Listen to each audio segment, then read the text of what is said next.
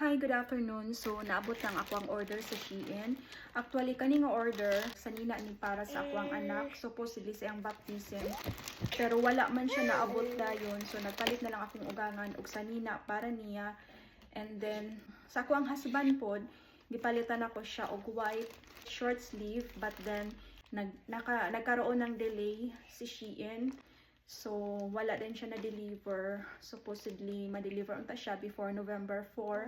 So, after sa bunyag sa kuang anak. So, dugay siya na ako gi-order. Mga October 24. And then, ang bunyag sa kuang anak is November 4. But anyway, di man dyan na tumatagan ng panahon. So, okay ra po kay naaraman po sa nila ako ang bana ni palit na po sila. So, na akong anak Dani, daldal kayo. So, nagpalit ko og sapatos akong anak. Para sa iyang bunyag, white ang color. Usa siya, kauban sa iya ang sanina para sa bunyag. Ug sa ako ang bana nga sanina. So, na-delay man siya. So, dugay gud siya na-deliver. After na sa bunyag, i-deliver ang sanina. May gani nga akong friend, naghatag siya regalo para sa ako ang anak. So, motong ako na lang gipasuot sa iya ang shoes. Kay white shoes mapud siya. So, money ang akong gipalit nga shoes ni Zimri para sa bunyag unta. Pero wala na-deliver. So, may gani na ay gihatag nga white shoes ang ako ang friend para sa iyang regalo ni Zimri sa iyang bunyag. At the same time, sa iyang birthday. So, mo na lang akong gipasuot ang white shoes. So, mo ni siya ang akong gipalit sa Shein. Kani. Gi-deliver na ang order na ako sa Shein. Supposedly, mga order na ako para suoton sa bunyag, sa akong anak. Gipalitan ako ang akong anak og shoes nga white. And then, sanina pod niya nga white ang color para sa ang bunyag. At the same time, sa ako ang bana pod. Nagpalit sa puti niya nga sanina para sa bunyag sa mga anak. So, ganahan manggod ko nga white.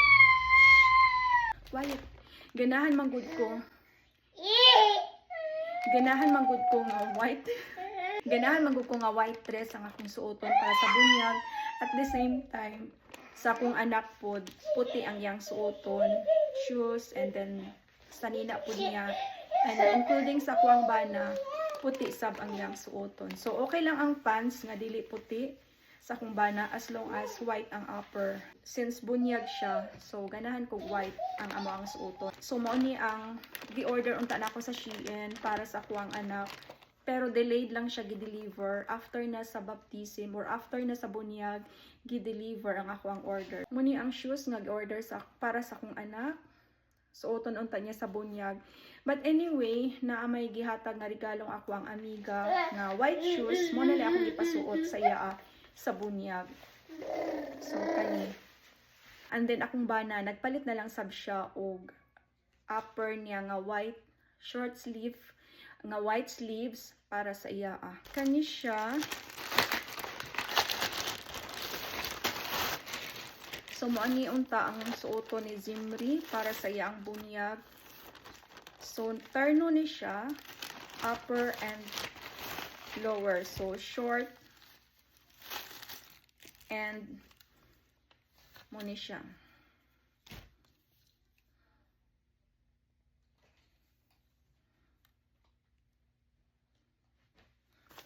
And then naa siya short.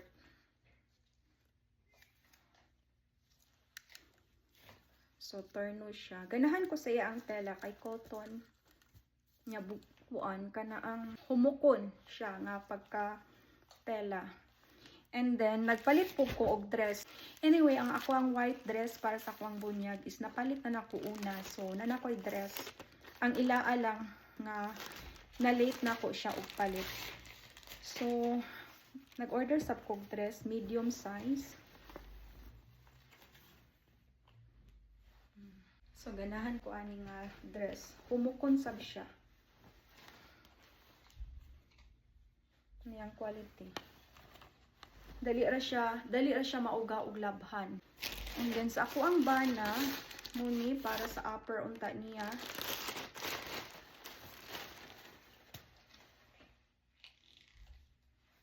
Humukon siya nga pagkatela. Mura siya og nylon. Something nylon. Bugnawon.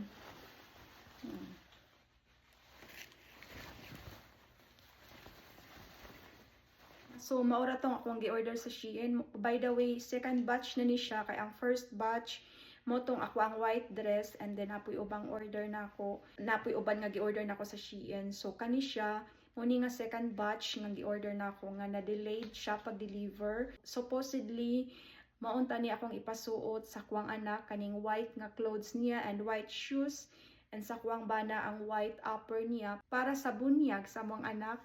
But then wala tay mahimo kay na-delayed man siya, even though October 24 na ako gi-order, and then November 4 ang bunyag sa akong anak, but then gi-deliver siya late na kaayo, human na ang bunyag sa akong anak. Anyway, naamang po'y giregalong ako ang amiga nga white shoes para sa akong anak. So muna lang akong gipasuot sa iyang bunyag kay mas nauna man siya deliver, and then nagpalit na lang sa sanina ako ang bana para suoton niya sa bunyag.